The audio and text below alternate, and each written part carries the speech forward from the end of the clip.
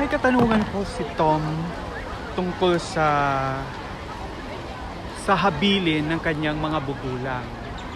May bisa ba daw o walang bisa kung ang habilin ay ginawa ng dalawang tao?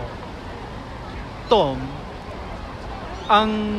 ayon sa Article 818 ng Civil Code of the Philippines, nakasaad na hindi pa pwedeng gumawa ng habilin ang dalawang tao sa isang instrumento.